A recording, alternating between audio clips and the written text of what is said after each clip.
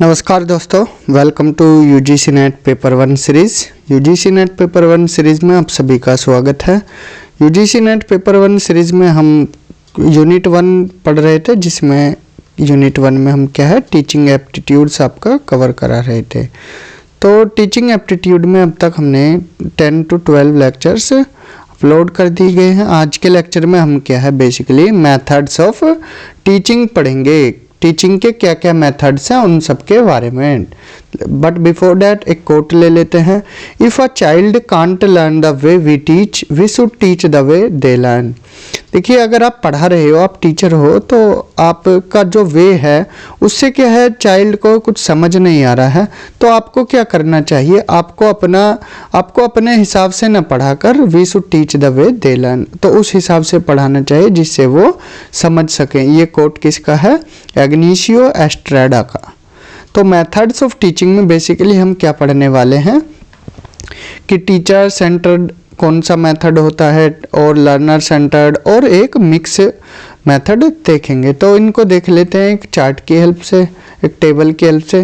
Teacher centred teaching method में हम क्या है लेक्चर मेथड पढ़ेंगे। इसमें क्या मेन रोल किसका होता है? टीचर का होता है, और जो स्टूडेंट्स का क्या होता है पैसिव रोल होता है। इसमें जो सारा रोल निभाता है, ज़्यादा रोल किसका होता है? टीचर्स का। तो लेक्चर मेथड पढ़ेंगे जिसमें क्या है टीचर लेक्चर डिलीवर करता है और स्टूडेंट सुनते हैं वन बाय वन। ये हम डिटेल में देखेंगे। टीम टीचिंग मेथड देखेंगे जिसमें 2 लोग क्या है एक साथ पढ़ाएंगे। टीवी और वीडियो प्रेजेंटेशन जिसमें आप मल्टीमीडिया की हेल्प से पढ़ाते हैं। डायलॉग टीचिंग जिसमें टीचर डायलॉग की हेल्प से समझाएगा चीज़ों का। एंड डायरेक्ट टीचिंग, ये सब हम किसी में पढ़ेंगे? टीचिंग सेंटर्ड टीचिंग मेथड में। स्टूडेंट सेंटर्ड टीचिंग मेथड में क्या है, इसमें स्टूडेंट का रोल ज़्यादा होता है, इसमें टीचर का रोल इतना ज़्यादा नहीं होता है।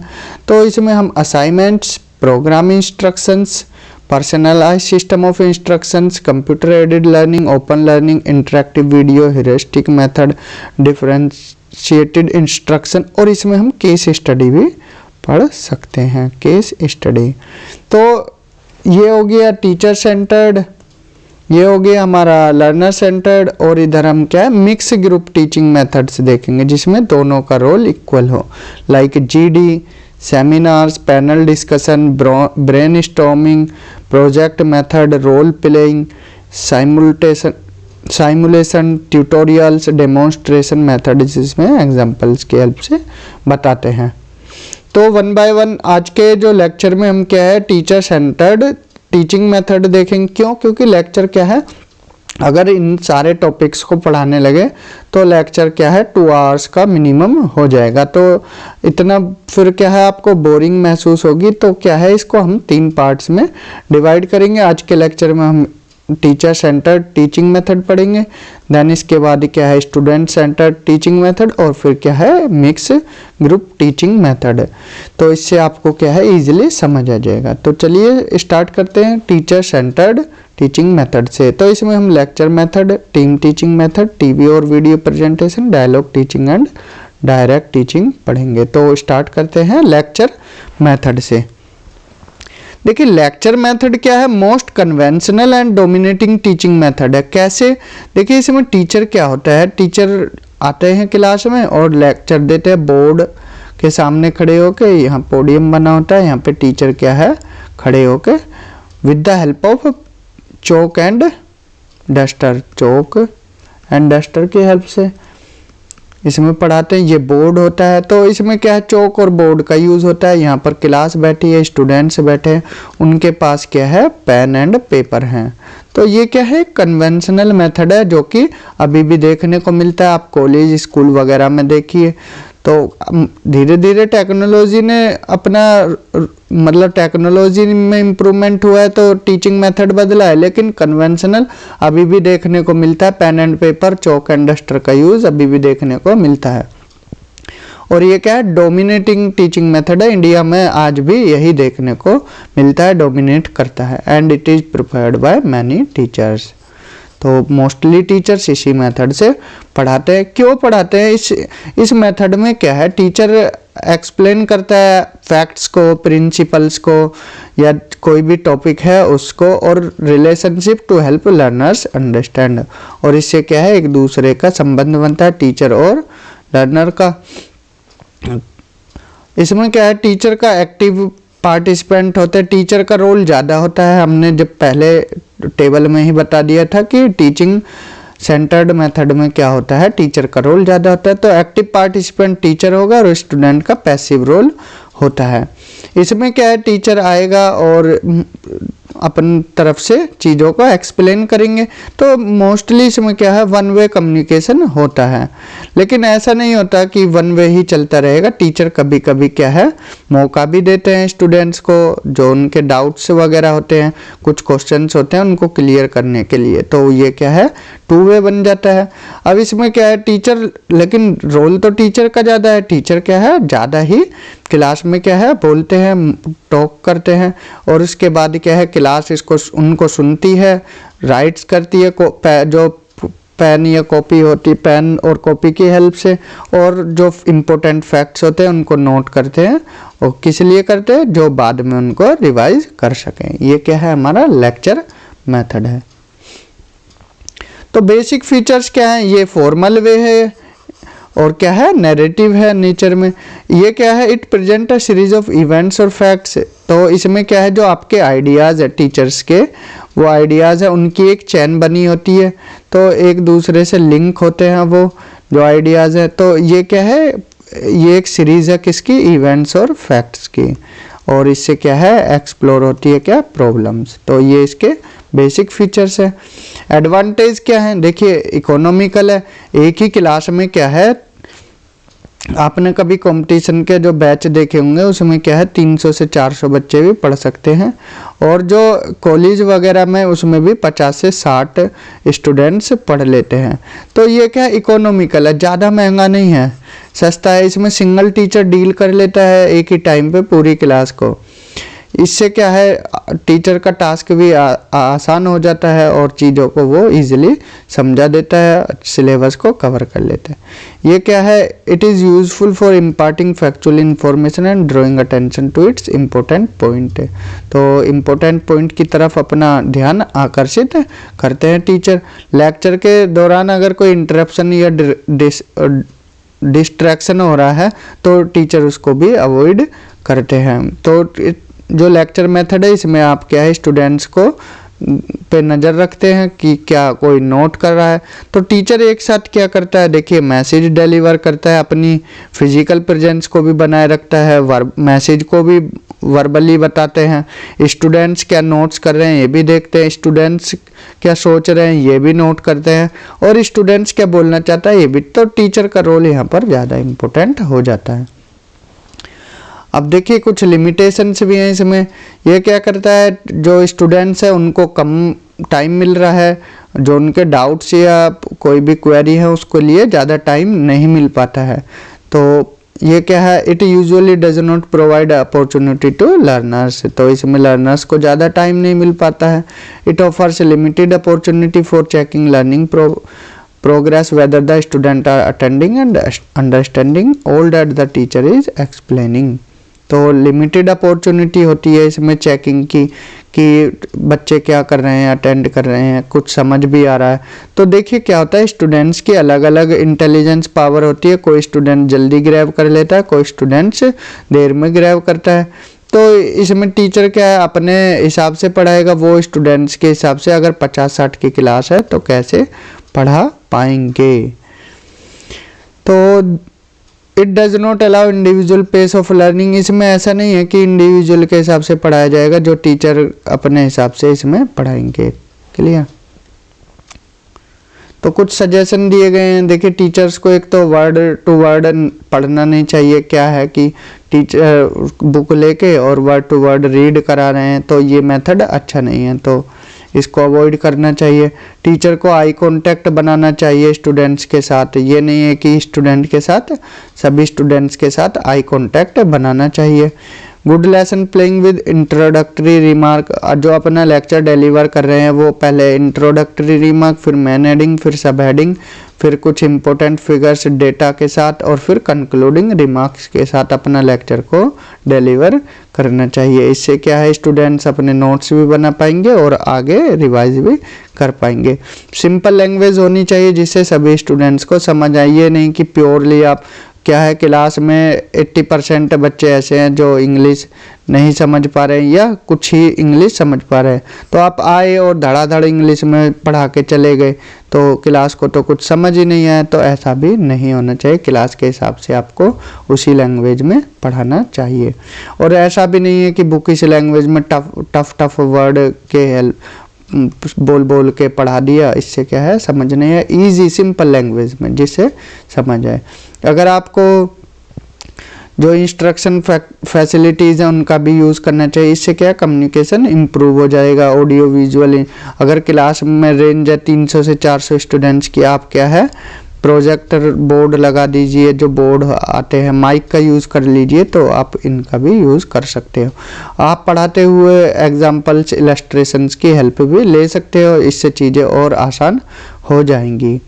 और इसमें क्या है, अगर लेक्चर थोड़ा लॉन्ग टर्म का हो गया है, मतलब लेक्चर थोड़ा खिंच गया है, ज़्यादा बड़ा हो गया है, तो आप क्या है बीच में 1-2 मिनट का शॉर्ट ब्रेक ले लीजिए।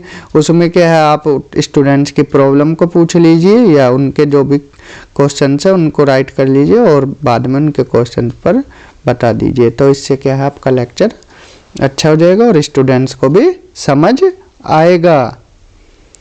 तो ये था हमारा क्या लेक्चर मेथड।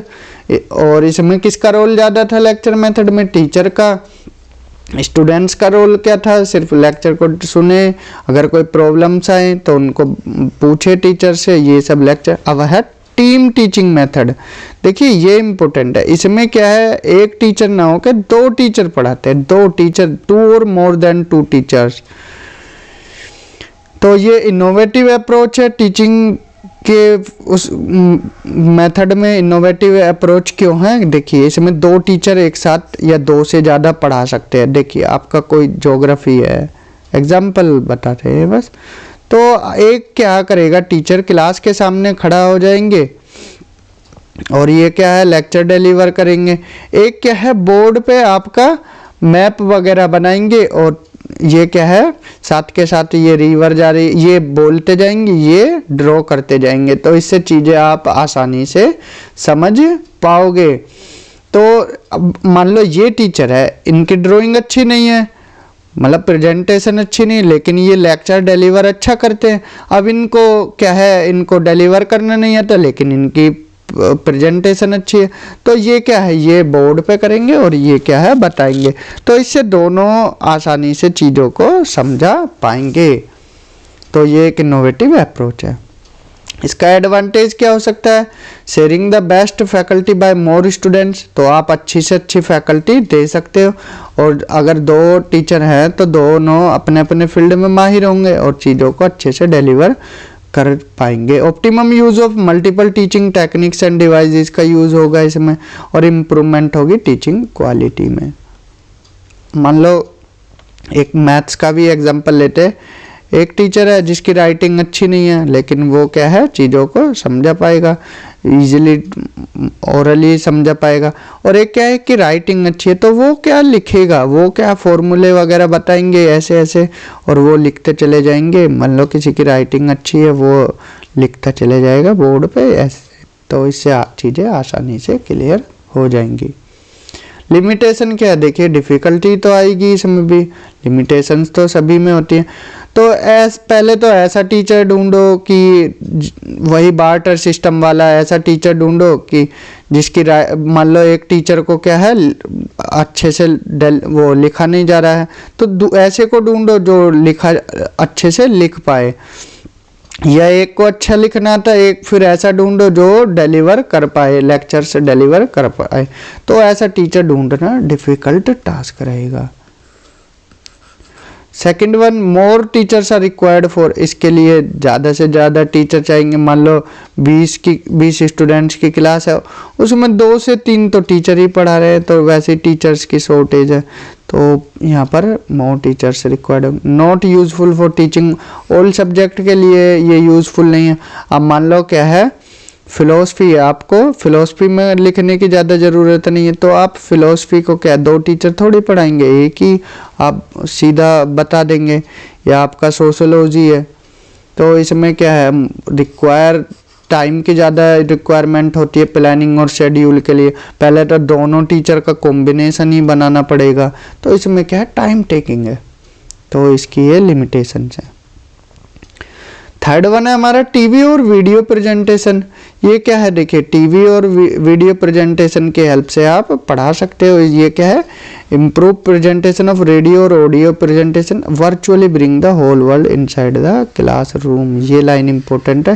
देखिए इनकी हेल्प से आप क्या कर सकते हो, पूरी दुनिया की जो भी क्लासरूम है उसको एक ही क्लास मतलब पूरी दुनिया को आप एक क्लास में ला सकते हो। तो स्क्रीन लगा दी, screening of video presentation is followed by discussion और टास्क। तो इसमें टीवी और वीडियो प्रेजेंटेशन में आप अच्छे से लेक्चर डिलीवर कर पाओगे। ये क्या है एक तरह से ऑनलाइन मेथड है, ऑनलाइन मेथड है। जब हम ऑफलाइन और ऑनलाइन पढ़ाएंगे तब वहाँ पर इसका जिक्र करेंगे वीडियो प्रेजेंटेशन का। इसके एडवांटेज क्या हो सकते हैं, many important personalities and experts are brought to the classroom through video presentation. अब मान लीजिए आपको आप पढ़ा रहे हो स्क्रीनिंग पर, आपको क्या है बराक ओबामा जी की स्पीच दिखानी है स्टूडेंट्स को, तो आप उस पर लगा सकते हो। तो आप संसद में क्या चल रहा है पार्लियामेंट में वो भी दिखा सकते हो स्टूडेंट्स को। तो इस मेथड में क्या है टीवी और वीडियो प्रेजेंटेशन में आप पूरी दुनिया की जो भी चीज़ें हो रही हैं क्लासरूम में दिखा सकते हो।